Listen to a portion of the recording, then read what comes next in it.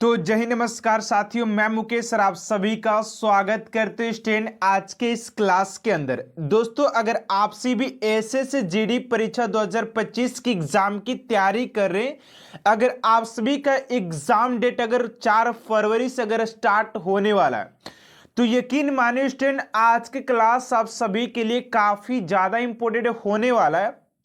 क्योंकि स्टूडेंट आज के इस क्लास के अंदर हम लोग स्टैटिक जीके के अंदर संपूर्ण गुप्त वंश को देखने वाले हैं। और मैं आप सभी को यकीन दिलाता हूं कि अगर आप लोग आज की इस क्लास को संपूर्ण रूप से देख लेते हैं तो मैं आप सभी को यकीन दिलाता हूं कि इसके अंदर से आप सभी के गुप्त काल से कोई भी प्रश्न नहीं पूछ सकता है। क्योंकि स्टूडेंट आज के इस क्लास के अंदर वो सारे मोस्ट इंपोर्टेंट प्रश्न लिया गया जहां से कि आप सभी के प्रश्न पूछे जाते हैं। तो आप लोगों से एक ही रिक्वेस्ट है कि आज की इस क्लास को जरूर देखिएगा, क्योंकि इस क्लास के अंदर आप सभी के बहुत कम समय में अधिक से अधिक यहां पर रिवीजन करेंगे हम लोग, ठीक है ना। तो चलिए आज की इस क्लास को स्टार्ट करते हैं आप सभी के पहले प्रश्न के साथ। और ध्यान दीजिएगा कि आप सभी का पहला प्रश्न क्या पूछा गया है। पहला प्रश्न करे कि गुप्त वंश का संस्थापक कौन था। तो गुप्त वंश के संस्थापक की बात करते स्टूडेंट तो राइट आंसर हो जाएगा आप सभी का श्री गुप्त, ऑप्शन नंबर सी। इस क्लास को स्टूडेंट थोड़ा सा फास्ट लेकर चलेंगे क्योंकि हम लोग अब रिवीजन पर ध्यान देंगे, ठीक है ना। तो रिवीजन थोड़ा सा क्लास को फास्ट लेंगे क्योंकि टाइम बहुत कम है और हमें क्वेश्चन बहुत अधिक करना है, ठीक है ना। तो फटाफट आप लोग जवाब दीजिएगा। चलिए अगले प्रश्न की ओर बात करते हैं आप सभी का। अगला प्रश्न है कि गुप्त किसके सामंत थे। तो गुप्त की बात करते हैं तो राइट आंसर हो जाएगा आप सभी का कुषाणों के ये सामंत थे। तो ऑप्शन नंबर बी आप सभी का करेक्ट आंसर हो जाएगा।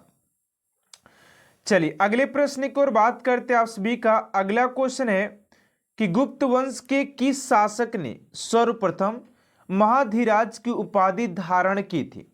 राइट आंसर हो जाएगा आप सभी का चंद्रगुप्त ने धारण किया था। किसने धारण किया था। तो चंद्रगुप्त ने धारण किया था, ऑप्शन नंबर बी। चलिए अगले प्रश्न की ओर बात करते हैं आप सभी का। अगला क्वेश्चन है कि गुप्त शासक के दौरान निम्नलिखित में से ऐसा व्यक्ति कौन था जो एक महान खगोल वैज्ञानिक और गणितज्ञ था। तो राइट आंसर हो जाएगा आप सभी का ऑप्शन नंबर सी यानी कि आर्यभट्ट आप सभी का करेक्ट आंसर हो जाएगा। चलिए नेक्स्ट क्वेश्चन की ओर बात करते हैं आप सभी का। 5 नंबर क्वेश्चन है कि गुप्त शासकों की सरकारी या दरबारी भाषा थी। सरकारी या दरबारी भाषा की बात करते हैं तो 5 का हो जाएगा डी यानी कि संस्कृत। और आने वाला हर एक प्रश्न स्टूडेंट आप सभी के लिए काफी इंपोर्टेंट है, ठीक है ना। तो क्लास को ध्यान से देखिएगा आप लोग। चलिए अगला क्वेश्चन है आप सभी का 6 नंबर कि इतिहासकार वी.एस. स्मिथ ने किसकी विजयों से प्रभावित होकर उसे भारत का नेपोलियन कहकर पुकारा था। तो ये हो जाएगा आप सभी का ऑप्शन नंबर डी यानी कि समुद्रगुप्त को कहा था। ऑप्शन नंबर डी आप सभी का करेक्ट आंसर हो जाएगा। चलिए अगले प्रश्न की ओर बात करते हैं आप सभी का। 7 नंबर क्वेश्चन है कि गुप्त वंश का वह राजा कौन था जिसने हूणों को भारत पर आक्रमण करने से रोका था। तो 7 का हो जाएगा ऑप्शन नंबर सी यानी कि स्कंद गुप्त मेरा राइट आंसर हो जाएगा। चलिए नेक्स्ट क्वेश्चन की ओर बात करते हैं। फटाफट क्वेश्चन को लगाएंगे क्योंकि टाइम बहुत कम है और क्वेश्चन अधिक से अधिक हम सभी को लगाना है। और आने वाला हर एक प्रश्न स्टूडेंट आप सभी के लिए काफी ज्यादा इंपोर्टेंट है, ठीक है ना। 8 नंबर क्वेश्चन है कि गुप्त राजवंश किस लिए प्रसिद्ध था। तो 8 का हो जाएगा कला एवं स्थापत्य के लिए, ये मेरा राइट आंसर हो जाएगा। चलिए अगले प्रश्न की ओर बात करते हैं। 9 नंबर क्वेश्चन है कि अजंता कलाकृतियां किससे संबंधित है। तो अजंता कलाकृतियां की बात करते हैं तो 9 का हो जाएगा सी यानी कि गुप्त काल से संबंधित हो जाएंगे, गुप्त काल से। चलिए नेक्स्ट क्वेश्चन है आप सभी का। कुछ विद्वानों के अनुसार कवि कालिदास किसके राज कवि थे। तो राज कवि की बात करते हैं कालिदास के तो ये चंद्रगुप्त द्वितीय विक्रमादित्य के ये क्या थे, राज कवि हुआ करते थे। कौन थे, कालिदास। इस क्वेश्चन को स्टार मार के लिखिएगा, काफी ज्यादा इंपोर्टेंट क्वेश्चन है। चलिए 8 नंबर क्वेश्चन आप सभी का कि अजंता चित्रकारी का विषय वस्तु निम्नलिखित में से किससे संबंधित है। 11 का जगह बी यानी कि बौद्ध धर्म। बौद्ध धर्म ऑप्शन नंबर बी आप सभी का करेक्ट आंसर हो जाएगा। चलिए अगले प्रश्न की ओर बात करते हैं। आप सभी का 12 नंबर क्वेश्चन है कि उत्तर गुप्त युग में जो विश्वविद्यालय प्रसिद्ध हुआ था वो कौन था। तो वो था आप सभी का सी यानी कि नालंदा हो जाएगा। चलिए अगला क्वेश्चन है कि एरण अभिलेख का संबंध किस शासक से है। तो एरण अभिलेख की बात करते हैं तो आप सभी की भानुगुप्त से संबंधित हो जाएगा। नेक्स्ट क्वेश्चन है आप सभी का कि फहियान किसके शासन काल में भारत आया था। तो फहियान की बात करते हैं तो 14 का आ जाएगा आप सभी का डी यानी कि चंद्रगुप्त द्वितीय के शासन काल में फहियान भारत आया था। चलिए अगला प्रश्न आप सभी का 15 नंबर कि भारतीय संस्कृति का स्वर्ण युग यानी कि गोल्डन एज कहा था, यानी कि स्वर्ण युग कौन था। 15 का आ जाएगा डी यानी कि गुप्त काल हो जाएगा। अगला क्वेश्चन है कि फहियान कहाँ का निवासी था। तो फहियान की बात करते तो आपसे कि चीन का निवासी हो जाए, काफी इंपोर्टेंट प्रश्न है ये। नेक्स्ट क्वेश्चन है कि सेतुबंध का रचनाकार प्रवरसेन द्वितीय किस वंश का शासक था। तो 17 का जगह सी यानी कि वाकाटक हो जाएगा सी। अगला प्रश्न आपसे का किस गुप्तकालीन शासक को कविराज कहा गया है। 18 का जगह सी यानी कि समुद्रगुप्त को कहा गया है। चलिए नेक्स्ट क्वेश्चन आप सभी का कि स्कंदगुप्त को किस स्तंभ लेख में सक्रोपम कहा गया है। तो 19 का हो जाएगा ए यानी कि कहुम स्तंभ लेख हो जाएगा। ऑप्शन नंबर ए आप सभी का करेक्ट आंसर हो जाएगा। चलिए अगला क्वेश्चन है कि श्रीलंका के राजा मेघवर्मन ने किस स्थान पर भगवान बुद्ध का मंदिर बनवाने के लिए समुद्रगुप्त से अनुमति मांगी थी। तो 20 का हो जाएगा आप सभी का बी यानी कि बोध गया में। बोध गया ऑप्शन नंबर बी आप सभी का करेक्ट आंसर हो जाएगा। नेक्स्ट क्वेश्चन आप सभी का कि मंदिर निर्माण कला का जन्म सर्वप्रथम कब हुआ था। तो बात करते तो ये होता है कि गुप्त काल, ऑप्शन नंबर बी हो जाएगा। नेक्स्ट क्वेश्चन आप सभी का कि चंद्रगुप्त द्वितीय ने विक्रमादित्य की उपाधि कब धारण किया था। तो ये उपाधि धारण किया था आप सभी का शकों का उन्मूलन करने के बाद, यानी कि शकों के उन्मूलन जब कर दिया तब इसे विक्रमादित्य की उपाधि धारण किया था।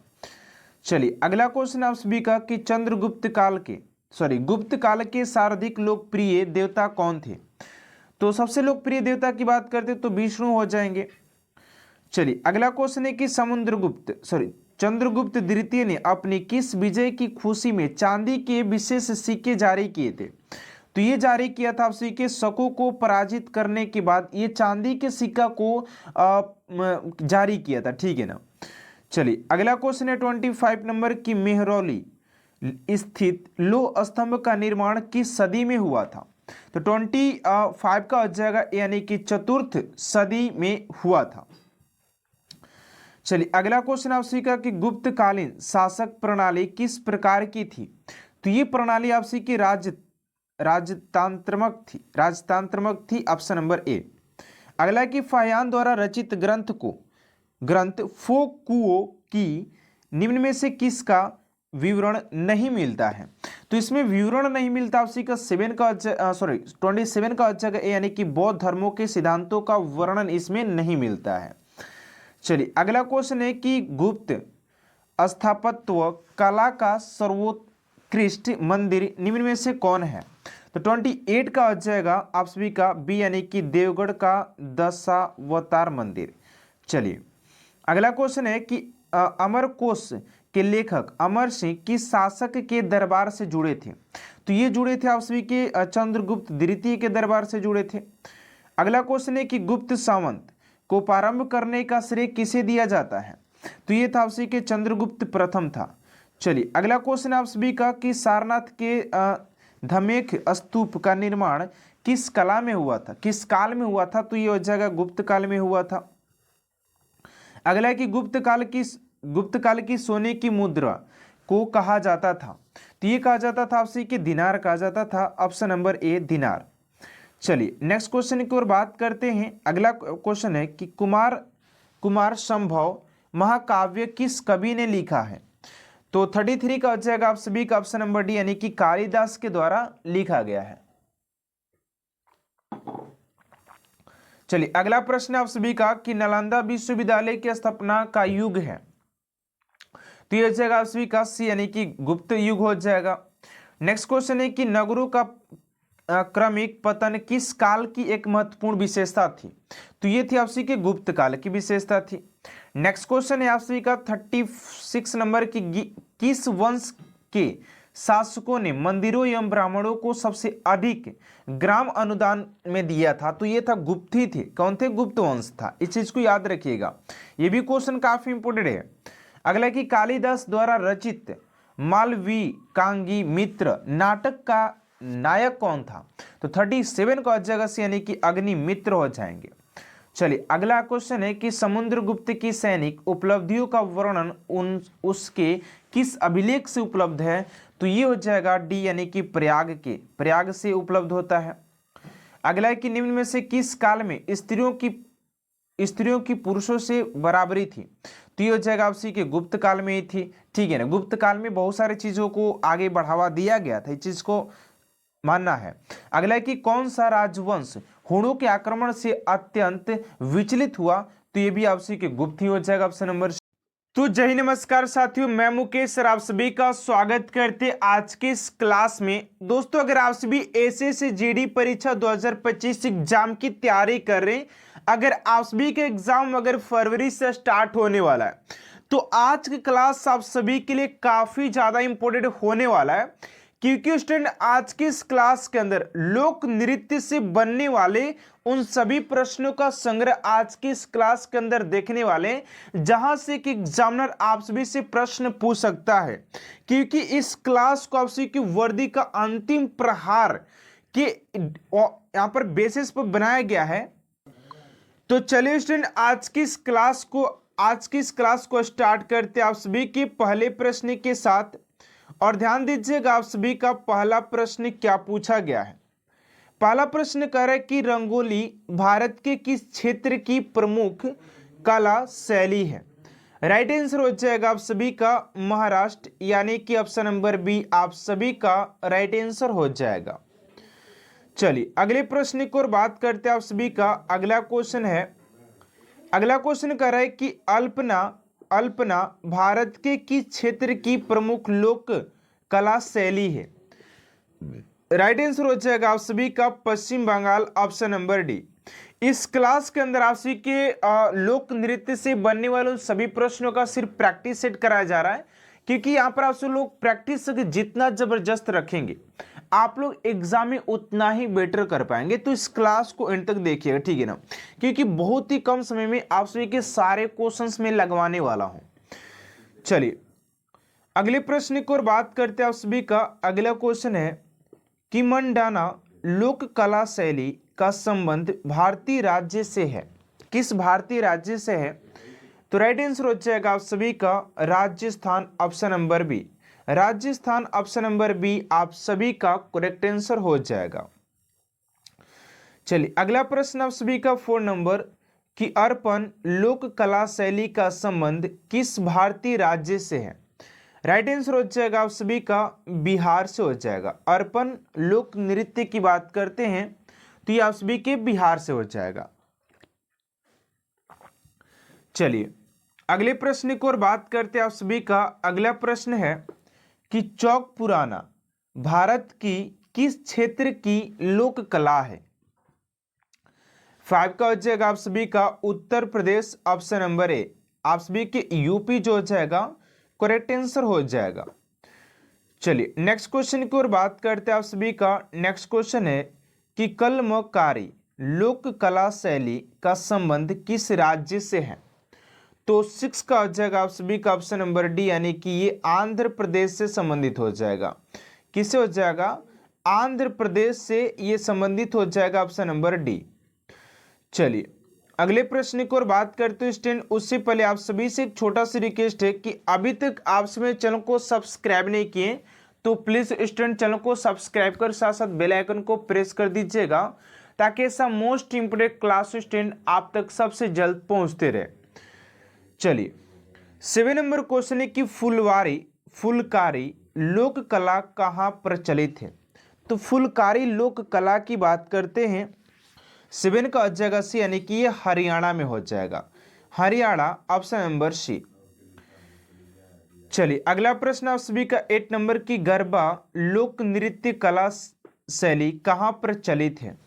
8 का हो जाएगा ऑप्शन नंबर बी, यानी कि ये गुजरात में हो जाएगा, गुजरात, ऑप्शन नंबर बी आप सभी का करेक्ट आंसर हो जाएगा। चलिए अगला प्रश्न है कि तमाशा किस राज्य की प्रमुख लोक नृत्य शैली है। तो तमाशा की बात करते हैं तो ये हो जाएगा आप सभी का महाराष्ट्र, ऑप्शन नंबर बी। चलिए नेक्स्ट क्वेश्चन की ओर बात करते हैं स्टूडेंट, आप सभी का है उत्तर प्रदेश का प्रसिद्ध लोक गीत है। तो उत्तर प्रदेश के प्रसिद्ध लोक गीत की बात करते हैं तो ये हो जाएगा आप सभी का कजरी, कजरी वहां का लोक नृत्य प्रसिद्ध की बात किया जाए तो, ठीक है ना। चलिए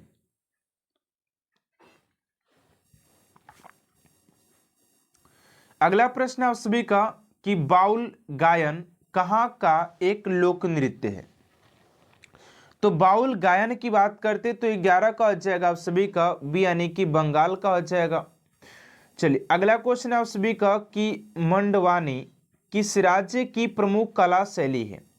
तो मंडवानी की बात करते, सॉरी पंडवानी की बात करते तो ये हो जाएगा आप सभी का छत्तीसगढ़, ऑप्शन नंबर बी। चलिए अगला क्वेश्चन आप सभी का 13 नंबर कि राउफ किस राज्य की प्रमुख लोक नृत्य शैली है। तो राउफ की बात करते हैं तो आप सभी का हो जाएगा Jammu Kashmir, option number C. चलिए अगले प्रश्न की ओर बात करते हैं आप सभी का, अगला क्वेश्चन है 14 नंबर, केली गोपाल किस राज्य का लोक नृत्य है। तो केली गोपाल की बात करते तो ये हो जाएगा आप सभी का 14 का बी, यानी कि असम हो जाएगा, असम आप सभी का करेक्ट आंसर हो जाएगा। चलिए नेक्स्ट क्वेश्चन की ओर बात करते हैं आप सभी का 15 नंबर क्वेश्चन है कि भागड़ा कहाँ का लोकप्रिय लोक नृत्य है। लोकप्रिय लोक नृत्य भागड़ा, तो भागड़ा जो हो जाएगा आप सभी का ये पंजाब से संबंधित हो जाएगा, ऑप्शन नंबर सी पंजाब हो जाएगा। नेक्स्ट क्वेश्चन आप सभी का कि पाणीहारी लोक नृत्य कहाँ प्रचलित है। तो पाणीहारी की बात करते तो हो जाएगा आप सभी का गुजरात से संबंधित हो जाता है, ऑप्शन नंबर बी गुजरात। अगला क्वेश्चन आप सभी का 17 नंबर की यक्षगान नामक लोक नृत्य किस राज्य से संबंधित है। तो यक्षगान की बात करते तो ये आप सभी के ऑप्शन नंबर बी हो जाएगा कर्नाटक। चलिए अगला प्रश्न आप सभी का 18 नंबर कि बिहू लोक नृत्य किस राज्य से संबंधित है। तो बिहू लोक नृत्य की बात करते तो 18 का हो जाएगा ए, यानी कि असम हो जाएगा, असम, ऑप्शन नंबर ए। चलिए नेक्स्ट क्वेश्चन की ओर बात करते हैं 19 नंबर कि घंटा मर्दाला कहाँ का लोक नृत्य है। तो घंटा मर्दाला की बात करते तो 19 का आ जाएगा आप सभी का सी, यानी कि आंध्र प्रदेश का आ जाएगा, ऑप्शन नंबर सी आंध्र प्रदेश। चलिए नेक्स्ट क्वेश्चन की ओर बात करते हैं आप सभी का 20 नंबर है कि चेरोकान कहाँ का लोक नृत्य शैली है। तो चेरोकान की बात करते तो यह जाएगा आप सभी का Mizoram, option number D Mizoram. चलिए अगले क्वेश्चन की ओर बात करते हैं कि लाई हरीबा लोक नृत्य। तो लाई हरीबा की बात करते तो ये हो जाएगा आप सभी का मणिपुर से संबंधित हो जाता है लाई हरीबा।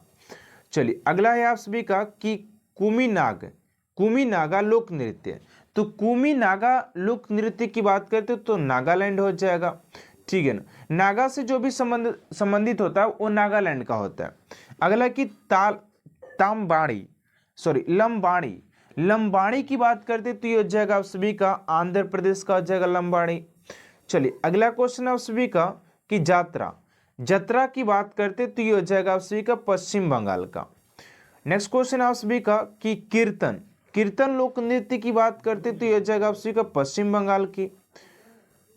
चलिए नेक्स्ट क्वेश्चन है कि गीदा की एक नृत्य रूप है जिस राज्य से संबंधित है। तो गीदा जो हो जाता है आप सभी के ये पंजाब से संबंधित हो जाएगा। चलिए नेक्स्ट क्वेश्चन आप सभी का 27 नंबर कि जटा जटिन की बात करते तो ये हो जाएगा आप सभी का बिहार से संबंधित हो जाएगा। अगला क्वेश्चन है कि नौटंकी, नौटंकी की बात करते हैं लोक नृत्य, तो ये हो जाएगा आप सभी का उत्तर प्रदेश में मनाया जाता है। और उत्तर प्रदेश का जो होता है ना जो कजरी होता है वो प्रसिद्ध होता है गीत। लावड़ी, लावड़ी की बात करते हैं लोक नृत्य प्रसिद्ध है, तो लावड़ी जो है आप सभी के महाराष्ट्र के हो जाएगा। अगला कि छाऊ किस राज्य का प्रसिद्ध लोक नृत्य है, तो छाऊ जो हो जाएगा आप सभी का झारखंड का हो जाएगा, झारखंड आप सभी का करेक्ट आंसर हो जाएगा। चलिए नेक्स्ट क्वेश्चन आप सभी का 31 नंबर की बच्चा नगमा, तो बच्चा नगमा की बात करते हैं तो 31 का हो जाएगा बी, यानी कि हिमाचल प्रदेश हो जाएगा। अगला क्वेश्चन है कि 13 ताली, 13 ताली की बात करते हैं तो आप सभी के राजस्थान का हो जाएगा। नेक्स्ट है कि डांडिया, डांडिया की बात करते तो गुजरात से संबंधित हो जाता है डांडिया लोक नृत्य। नेक्स्ट क्वेश्चन है कि कर्मा, कर्मा लोक नृत्य की बात करते किस राज्य से है, तो ये आप सभी के छत्तीसगढ़ से संबंधित हो जाता है कर्मा। चलिए नेक्स्ट क्वेश्चन आप सभी का 35 नंबर कि लोक नृत्य वैसाखी, वैसाख बिहू है, तो आप सभी के बिहू जिसमें लग जाता है वो असम से संबंधित हो जाता है, इस बात को याद रखिएगा, काफी इंपोर्टेंट ट्रिक है। अगला कि राजस्थान का लोक नृत्य, तो राजस्थान की बात करते तो घूमर हो जाएगा। बिहू बिहू असम को हो जाएगा, गिद्ध आप सभी के पंजाब का हो जाएगा, गरबा भी यहाँ का हो जाएगा, इस चीज को बताइएगा आप लोग कमेंट बॉक्स में, ठीक है ना। चलिए अगला क्वेश्चन आप सभी का कि सुआ नृत्य किस जनजाति से संबंधित है, तो सुआ की बात करते तो ये हो जाएगा आप सभी का बैंगा, बैगा जनजाति से संबंधित हो जाएगा। अगला है कि भीलो के प्रसिद्ध लोक नाटक का नाम क्या है, भीलो के 38 का हो जाएगा ए, यानी कि गौरी हो जाएगा। चलिए अगला क्वेश्चन है कि आंध्र प्रदेश की गौड़ जनजाति का प्रसिद्ध लोक नृत्य है, तो इसके लोक नृत्य की बात करते हैं गुसादी, गुसादी हो जाएगा। नेक्स्ट है कि महिला प्रधान नृत्य है, तो महिला की बात करते हैं तो गिद्दा मनाती है, ठीक है ना, महिला